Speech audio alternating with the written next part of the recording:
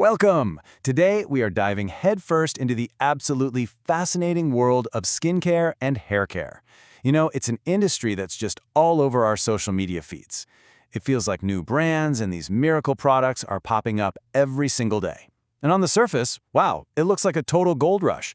But as we're about to see, there's a much more complicated story hiding just beneath that glossy exterior. So let's peel that back and see what's really going on. Okay, first, the good news. And it is pretty spectacular. Over just the last 3 years, the skincare and haircare category has seen its revenue more than double. Yeah, we're talking a staggering 112% increase. That is the kind of explosive growth that gets investors so excited and has entrepreneurs dreaming big. It's all being driven by social media, a growing awareness of personal wellness, and that constant demand for the next big thing. And that brings us to the core puzzle of this entire industry. I mean, with all that money pouring in, you'd expect these companies to be swimming in profits, right? Well, that's where the story takes a very sharp turn. It raises the multi-million-dollar question we're here to answer. If sales are booming like this, where on earth is all the money going? Get ready for this, because here's the shocking answer. For 2025, the average operating margin for this category is projected to be negative 5.7%. Just let that sink in for a second. Despite doubling their sales, the average company in this space is still losing nearly 6 cents on every single dollar of product they sell. Now, that margin is improving from previous years, but they are still deep in the red. So how can an industry grow so incredibly fast and still be so unprofitable? This is what we call the growth versus profit dilemma. It's really the central conflict that's defining the modern beauty business. And in this explainer, we're going to break down exactly why this is happening. We'll be using data and insights that come directly from the companies on the front lines. We'll look at where the money's going, and then we'll explore the different strategies companies are using to try and, crack the code to profitability. All right, let's start by following the money. To really understand why profits are so hard to come by, we've got to dissect the expense structure of a typical skincare company. This is the first really big piece of our puzzle.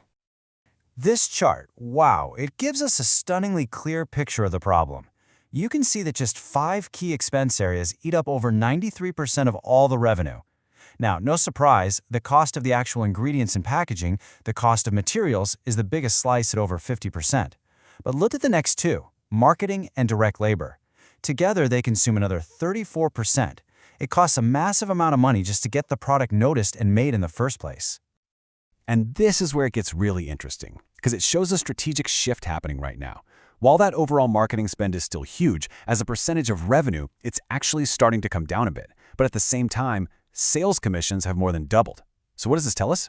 It suggests that companies are moving away from just, blasting ads everywhere and hoping for the best. They're shifting their spending toward performance-based selling, paying people directly for the sales they generate. It's a move from awareness to action.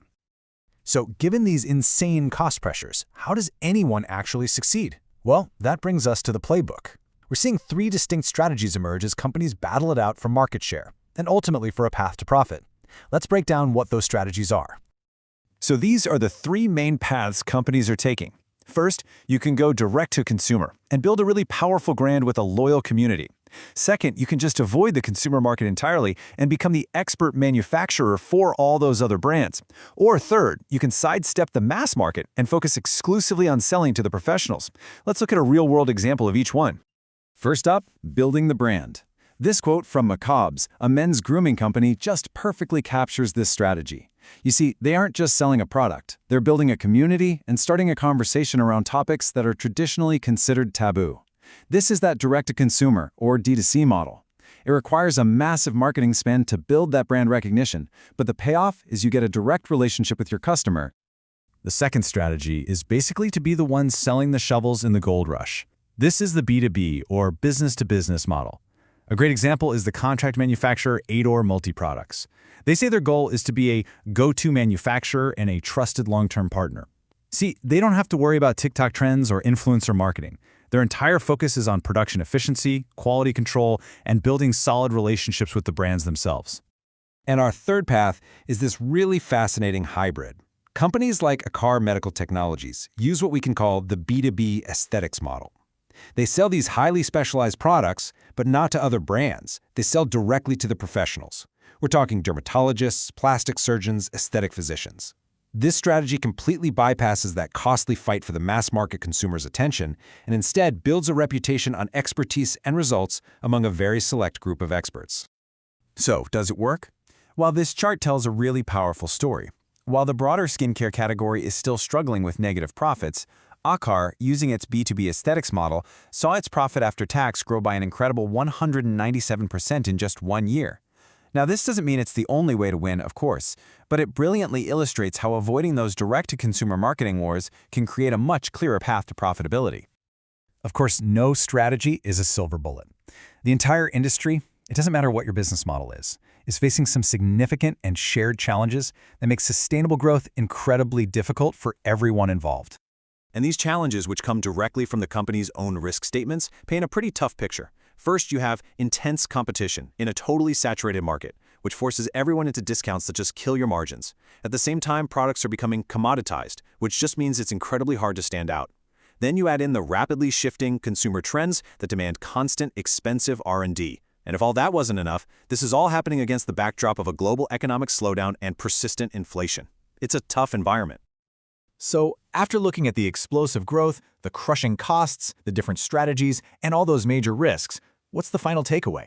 What does the future actually hold for this really dynamic industry? It really all comes down to this. The beauty industry has two faces.